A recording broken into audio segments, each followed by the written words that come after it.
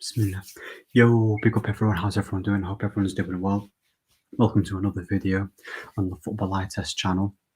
Obviously, I'm going to be talking about the United and the Spurs game that's just been played, and I'm just going to give you my thoughts real quick. And also I'm going to be talking about the review about the Atalanta game as well. And obviously, the big news, the Conte, that he's probably about to sign a new contract with.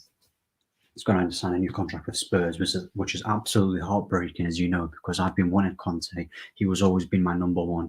I've wanted him at United, and typical United, they wait and miss out on another manager, which is an absolute disgrace. But anyway, moving on to the Spurs and United game, I just want to say firstly that I didn't actually expect Spurs to be this bad. I always thought the thing is with Nuno, I always expected with Nuno that he would always set up his team quite defensively, have his defense quite structured, and play like a 5 at the back formation, and hit us maybe on the counter attack. I don't understand why he's trying to play a back 4. Like when I was watching him for Wolves, he'd never played like a back 4. I don't think it was always a back 3 with wing backs or just a back 5. Maybe he didn't have the players to play that particular formation back in Wolves. But for me, Spurs were absolutely toothless, man. Harry Kane was literally a passenger. Harry Kane was absolutely woeful. Is this the Harry Kane that Gary Neville wants us to buy that's going to win us the league? Yeah, right.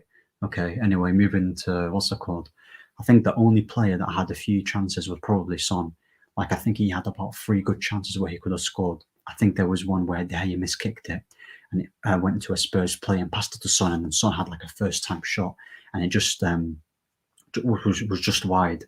And also, we also had another chance where I think it was Lucas Moura who chipped the ball over Son, and then Son controlled it and then just hit it over the bar, which was also a good chance. And there was also I think it was a last-minute ditch tackle from Wan-Bissaka, I think, where Son was 1-on-1. I feel like Son, he took too long there. Obviously, it was a great challenge by Wan-Bissaka, good anticipation to defend it. That's what you get with Wan-Bissaka.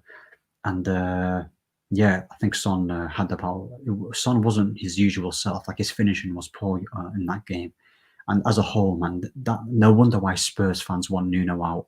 He is absolutely horrible. Like, what an absolute awful manager Nuno is, and like the way they were playing their football.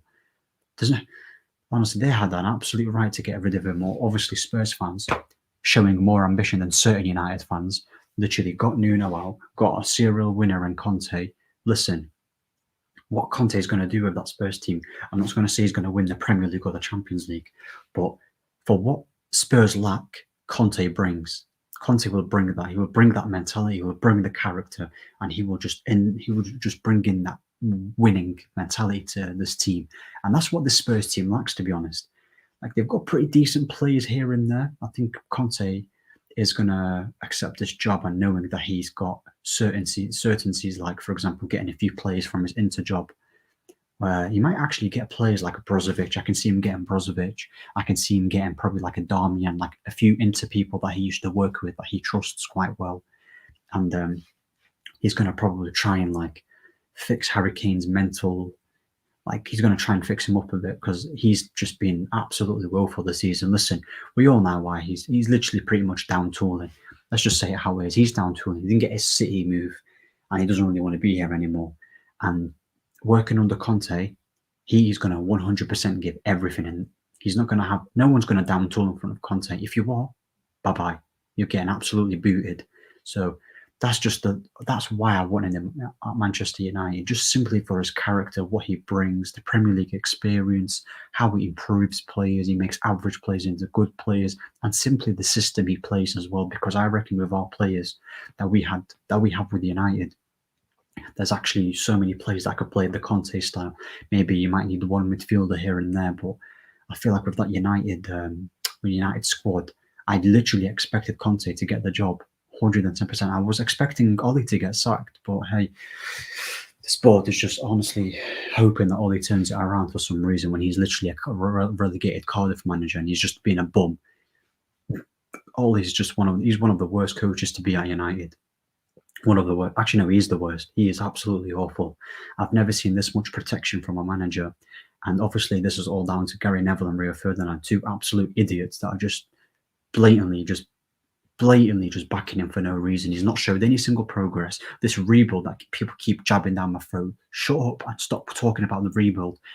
Forget about this rebuild, this cultural reboot that he brought to the club. Or honestly, I'm not having any of it. All of this rebuild, all of this process, DNA is all bollocks, mate. It's absolutely BS. I'm not having it. I'm not having any single one of it. I'm not having it. I'm just not having it. It's just a disgrace, man, how he's still at this club. And this just indicates to me that Man United are just finished completely. So I've literally had enough of us just missing out manager after manager after manager. I think 2019 when Pochettino was free and was in Sky Sports practically begging on his knees to get the Man United job. What do? We let him go to PSG, and now you hear rumours of United wanting to get Pochettino. So that means they know what they're doing perfectly. They're going to wait. They're going to give Ollie the rest of the season, knowing that he's not going to win as a trophy, and we're not going to win a single thing. We're not going to do anything. So that's another wasted season. So you've got Liverpool, Chelsea, City going to be winning big trophies while we're out here trying to figure out what our style of play is after 3 years. Nice rebuild. And honestly, man, with Conte, it's a huge, huge big miss. Listen, he might not be the long-term manager that Man United need, but I'm talking about winning trophies right now. And with the squad that we have, with the players that we have, and the amount of players that are in their primes, Conte would have done wonders with that team. He would have had us challenging with Klopp, Tuchel, and Pep. He was our best chance in challenging for the league, Conte. He was our best chance, just simply because of the experience he has in the Premier League. Wins trophies everywhere he goes, wins it with Inter, develops plays. Look at what he did to Lukaku. Look what he did to Diego Costa. Best believe he's going to do the same thing with Harry Kane. Even though he doesn't need developing, he just needs that kick up the arse, Harry Kane, because he's not really feeling it with Spurs. So yeah, Conte, congrats to Spurs fans, like I said, showing more ambition than United fans that are saying glazers out but are wearing United shirts. That makes no sense. You've got Rio Ferdinand and Gary Neville, as I said before, that are just protecting Ollie because he's his mate and they don't want to say anything bad about him. But if it was Van Gaal or Mourinho, you'll have all this energy. And let me say something to Gary Neville, yeah? He's not going to see this, but why do you keep saying that Mourinho failed and he was the best manager at the time? Firstly, he wasn't the best manager at the time. We pretty much got a finished Mourinho, and even a finished Mourinho still managed to win his two trophies, get second with 81 points, with a far lesser squad, 100% a far lesser squad compared to the Ollie team that he has right now. One is the Europa League and one is the EFL Cup. Listen, that's not the trophies we want to win. We all know we want to win the Premier Leagues and the Champions League, but we can't pick trophies. We've not won any. We've not won. If they were such crap trophies, then why couldn't Ollie do it? I'll tell you why. Because he's crap. Because Ollie is useless. That's why. And I've just absolutely had it to this Ollie, man. 2 years I've just wanted this guy out, and he's just going to stay for another year. So it's going to be 3 years with failure. Youth, courage, success. There's no youth, no courage. Everything Ollie does is saving himself. Youth hardly ever plays it. Success, there's been no success. So this DNA he keeps talking about, the DNA is to win trophies. None of this progress process DNA nonsense that I keep hearing. Honestly, I just want to. Every time I hear progress process DNA, I just want to smash my laptop in pieces, man. It honestly annoys me when I hear them words. And obviously, we've got Atalanta coming up tomorrow. That's going to be a huge game. It's going to be a huge game because if let's say anyhow we draw or lose that game, then that's a big risk in terms of like going through the Champions League, because I don't see us getting a result against Villarreal, especially now they've got Gerard Moreno who's back. So Atalanta, I don't know if they're going to adapt and change the way how they play, because obviously we beat them 3-2 and they play quite open, and the way how they play football fits us quite well. Obviously, we can hit them on the break. We were using Rashford's pace and Bruno's over the top through balls.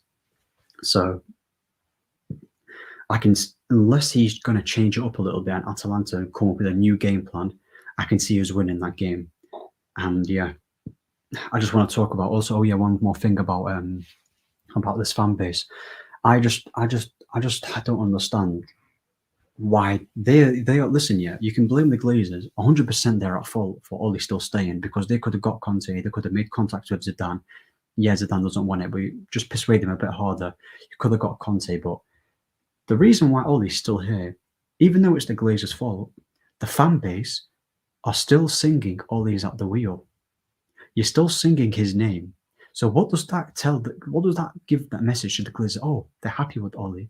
Oh, let's make him stay a little bit longer. He's literally a shield, literally protecting the Glazers, and you've got people singing Ole at the wheel. This fan base has no standards. It's absolutely, their expectation is just honestly on the floor. And you've got Spurs fans shouting Nuno out or something like after that result, straight away, just saying it how it is. And then you've got certain United fan bases saying Ole's at the wheel and saying Glazers out. How can you say Glazers out if you've got a United shirt? That doesn't make any sense, like I said before. So honestly, it's going to be a very, very long season. I'm already mentally drained with this club. I literally thought there was hope after when we lost to Liverpool 5-0. I genuinely thought we were going to get a new coach, and I was like, yes, get in, come on, new coach, brand new beginning. Let's start from scratch. Now let's challenge for the league. But nope, we've got Ole for the rest of the season. Another trophy for the season, by the way. We're not going to win a single thing. We're not going to challenge for the league. We're not going to do anything in Europe. We're going to get slapped in Europe. In fact, can you imagine if we come across Bayern Munich, if we come second? Oh my days! You might as well just tell them sorry. None of the players don't want to show up and take the win, because we'll get eaten 8 goals. They'll beat us 8-0. They'll do another They'll do what they did to Barcelona. So no Champions League, no Premier League, and no FA Cup, and we're already out of the Carabao Cup. And not even that. There's a chance that we might even not get top 4. You've got. Listen, Chelsea, Liverpool, City are guaranteed. Chelsea, Liverpool, City, guaranteed in the top 3. In whatever order you want, them two, they're guaranteed. Now, the 4th place, you've got Arsenal. Even though people might laugh at Arsenal, that one game, that one fixture once a week, obviously they only play in the Premier League. That is a big factor in them trying to get that top 4, because their main focus is just the league. That's all you need, and that's a big, big, big, big booster. So you've got Arsenal, and laugh at Arsenal as well. I think they're on the same points as us as well. So Arsenal are going to fight for top 4. You've got West Ham, who are doing pretty well. You've also got Spurs now with Conte, who's a big chance of getting into the top 4. And you've also got Leicester, West Ham. So honestly, man, top 4 is even looking peak. Like, so much for us challenging for the league with the signings we made. We were meant to challenge for the league, and now we can't even. Now top 4's looking at risk because we've got an idiot in charge. Honestly, I just hope that the season just finishes as quickly as possible, and then I don't know, somehow miraculously get like a, I don't know if they're going to go for a Poch or get Ten Hag. I don't know, man. I'm running out of bloody managers at this rate. Like, I'll take anyone at this rate. So yeah. Anyway, big up for everyone for watching. Make sure you like, subscribe, and I'll be making more videos. Big up for everyone that's supporting the channel and obviously liking the videos. And yeah, take care, man.